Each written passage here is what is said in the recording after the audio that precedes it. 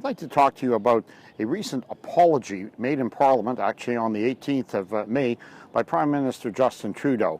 And it was an apology for something called the Komagata Maru incident. The Komagata Maru was a Japanese registered ship, and it was hired by radical Sikhs in the spring of 1914. So we're talking about something over 100 years old.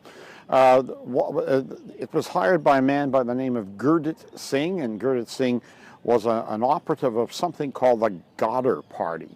And that Ghadir is an Urdu word meaning mutiny. That's going to prove important in just a moment. Anyway, at that time, Canada had a policy that people coming to Canada from the Orient had to come by what was continuous passage.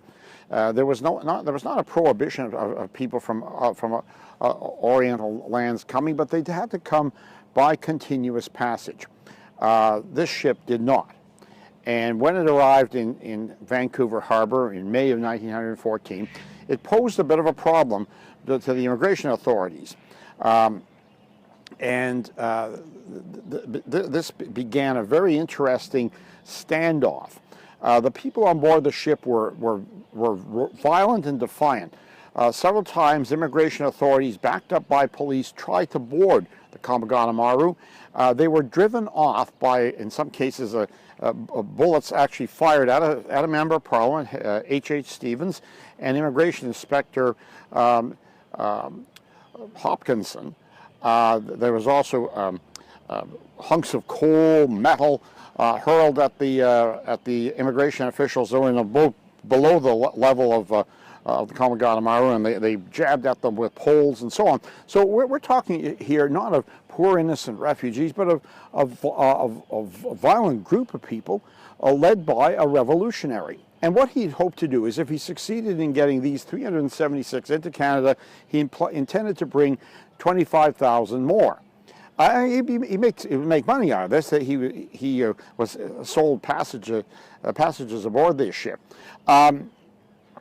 The presence of the Komagata Maru posed a number of problems. Vancouver at that time had a population of 70,000 people in the spring of 1914. The people then, like Canadians now, although we're never consulted, didn't want their city to be radically changed. We're not talking of a few hundred people. The long-range goal was to bring in thousands, which would change the makeup of Vancouver. So the government had a problem. They also had a very interesting asset in the person of this man named William Hopkinson.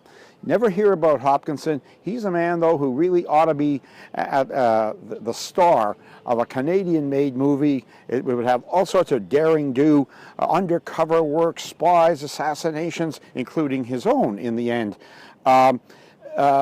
We don't hear anything of him. All we hear is the boo-hoo-hoo about the Komagata Maru. Anyway, Hopkinson had been born in British India. His father was a British soldier. He had an affinity for police work. He also had an affinity for languages. He was fluent in Hindi and Urdu. He worked for the Calcutta Police, and in 1907, he emigrated to Canada. He had a job as an Immigration Department inspector, and this is where it gets really interesting. Hopkinson was also working for the Americans, and probably for the predecessor of MI6, or British intelligence. It didn't exist prior to the First World War, but the predecessor. So he was actually working for three different people, but not really in conflict. His role was to infiltrate radical Sikh groups like the Ghadir Party. The Ghadir Party, as I say, the name meant mutiny.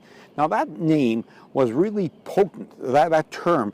In 1857, some units of the Indian Army in India revolted against the British, killed a lot of British soldiers, and also massacred a lot of English civilians. So the term mutiny, 60 years after the mutiny, it still sent shivers down the spines of Europeans in India. Pretty much like, if you can imagine it, somebody was to today create something called the Holocaust Party. I have a feeling that might be considered a little controversial.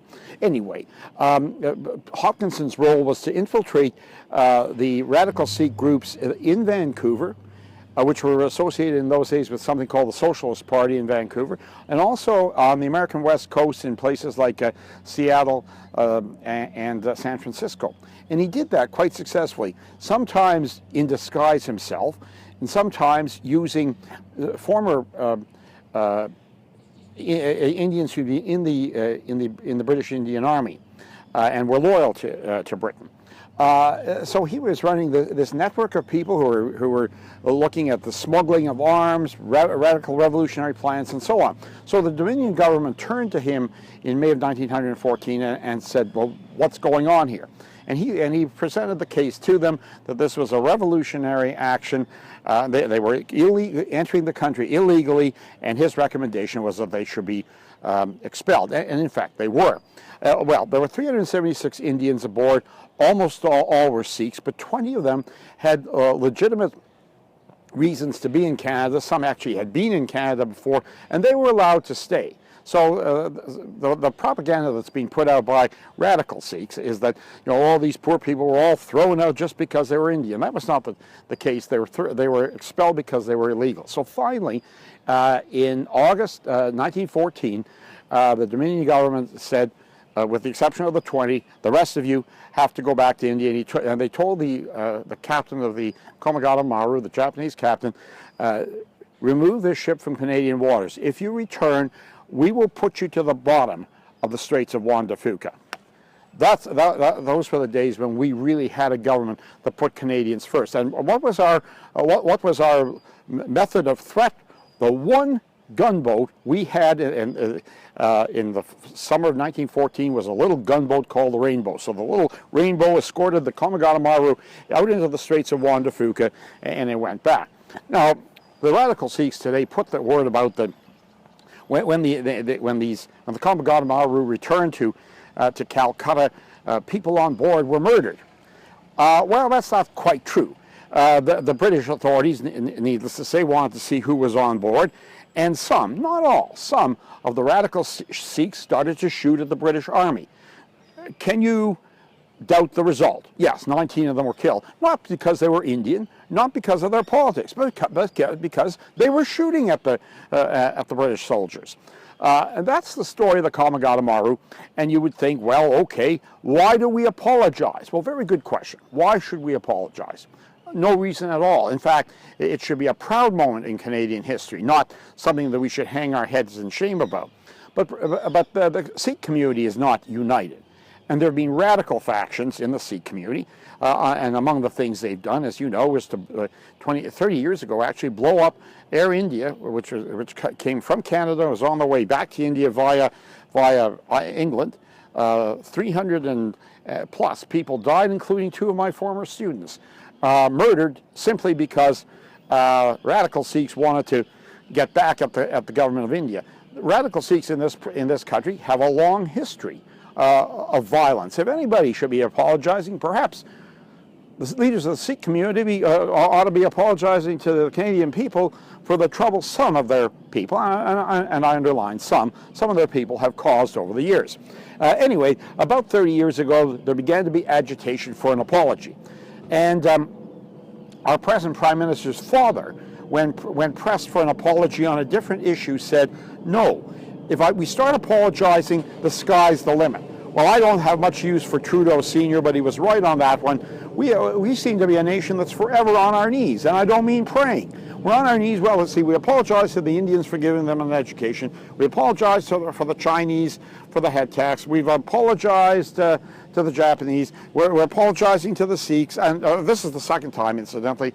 Prime Minister Harper in 2007 issued an apology, but that wasn't enough. He wasn't completely down on his knees for that one. So the radical Sikhs demanded an apology. In fact, they've actually demanded money. At one point, they figured out that we actually owed them something on the other side of $2 billion. Now you might ask, well, how did they come to that? Well, the return passage to India was, I think, $34, but if you convert those dollars into present-day dollars and add interest, well, anyway, figures don't lie, but liars figure. Harper gave the Sikhs about $2.5 million to build a monument to the Komagata Maru. Well, it's their community. Why don't they fund it? But anyway, the present Prime Minister was under pressure to apologize yet again. And this is a completely phony baloney issue, and I'll tell you why. Do Sikhs really think Canada is such an awful place? No. Do they really feel disgraced or dishonored by this incident?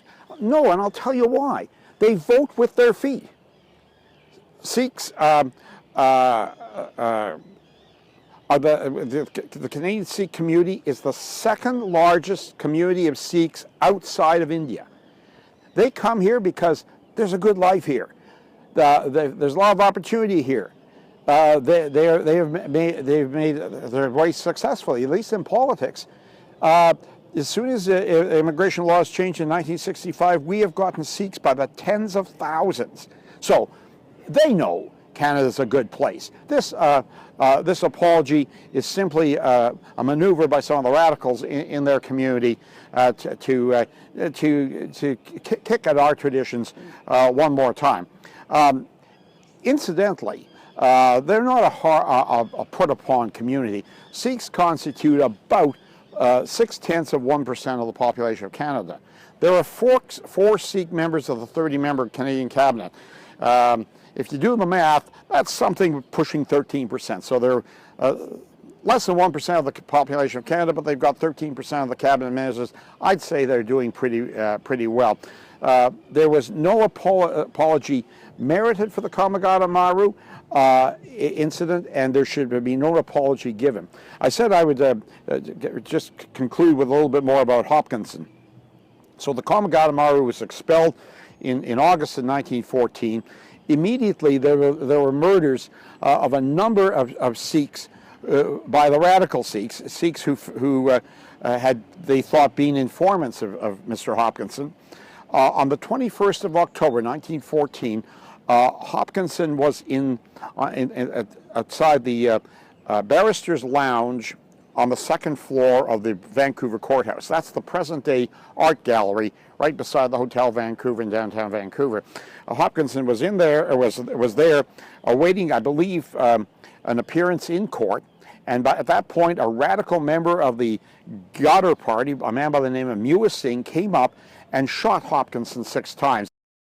Apologizing for the Komagata Maru incident, Justin Trudeau was absolutely wrong. He dishonored Canadians and he dishonored this country because no person has the right or actually the power to apologize for what somebody else did at another time.